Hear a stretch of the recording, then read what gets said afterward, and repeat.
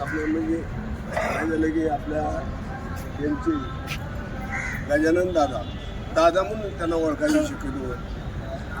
दादाचं कर्तृत्व कसं होतं, नेतृत्व कसं होतं याबद्दल गुरुजी बोलले. त्यांचे मित्र प्रकाश माळे, मी तर आज बऱ्याच दिवसाने त्यांना पाहिलं, हायस्कूलमध्ये पाहिल्यानंतर आता पाहिलं की, आणि त्यांचे उद्गार, त्यांची आठवण ही पाहिली.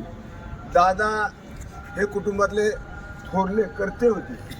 स्वतः पहिल्यांदा शिकले, नोकरी लागली, भावांना शिकवलं, बहिणीला शिकवलं, मुलांचं म्हणजे सगळ्यांचे कल्याण केलेलं आहे.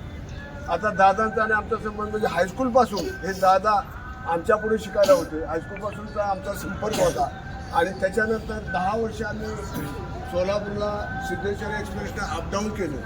त्याच्यानंतर रिटायर झाल्यानंतर दादाने मला जवळजवळ पूर्ण भारत पाहायची संधी दिली. कारण या ठिकाणी संकल्प टूर्स पण आहे सोलापुरात आणि दादांना सांगितलं की कुठं जायचं झालं की मला फोन करायचे, अरे अण्णा असं जायचं, येणार का ट्रिपला. म्हणजे रिटायर झाल्यानंतर बऱ्याच ठिकाणी आम्ही जाऊन आलो. म्हणजे भारताचं पूर्ण दर्शन घडलं. आता दादाला या ठिकाणी फोनवर मी बोलायचो करायचो. दादा म्हणजे सोलापूरमध्ये काम काय आहे तुमचं, तुम्ही खेमला या, तुमची माती कोणत्या मातीत क्लीन झाली पाहिजे अशी इच्छा होती. पण दादाला म्हणायचं नको, तुम्ही सोलापूरला कशासाठी थांबलाय, मुलगा तुमचा पुण्याला आहे, मुलींचं कल्याण झालेलं आहे, तुम्ही आपल्या गावी या. दादा म्हणायचे अरे थांब जरा, घराचं करायचं, आमचं करायचं, तमकं करायचं, नंतर येतो जातो. पण असं करत दादाचं शेवटी थोडंसं म्हणजे जसं त्यांना पुढे आयुष्य नोकरीतलं म्हणा घरातलं ते व्यवस्थित काढलं. परंतु दादाचा शेवटला जरा थोडासा त्रास झाला की मुडदं तू काहीतरी ऑक्सिजन लाव, ही वेळ नाही यायला पाहिजे होती. इतका धडधाकड लोकांचं कल्याण करणारा माणूस, पण त्याच्यावरती ही अशी वेळ आली की केवळ म्हणजे शरीराला हालचाल न केल्यामुळे. तर अशा प्रकारे दादा आपल्यातून आज नाहीसे झाले. ते व्यक्तिमत्व लोभस, मी थोडक्यात सांगेल की लोभस व्यक्तिमत्व.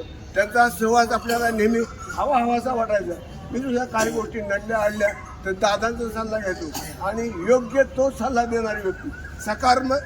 त्याच्या डोक्यातून विचारातून बोलण्यातून नेहमी सकारात्मक विचार यायचे. नकारात्मक हे करू नको, हे असं होणार नाही असं कधीच बोलले नाही.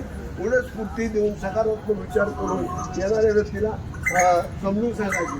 तर अशा प्रकारे हवासे व्यक्तीला सगळ्याला आवडतात. जो काय म्हणतात, जो आवडतो देवाला तोच, जो आवडतो सर्वांना तोच आवडे देवाला. सगळ्याला आवड होती, हवाहवसं होतं, पण तेच देवाला आवडलेलं आहे. आणि वेळेप्रमाणे जसा जन्म आहे तसा मृत्यू आहे, त्या पद्धतीने ते गेले, त्याला आपल्यातून नाहीसे झालेले आहेत. पण तरी त्याच्या काही आठवणी कर्तृत्व आपल्याशी आपल्या स्मरणामध्ये राहणार आहेत. आठवणी वारंवार बोलण्यातून, चर्चा करताना, मित्रातून दादाचं नाव आवर्जून येणार, त्याच्याबद्दल चर्चा होणार.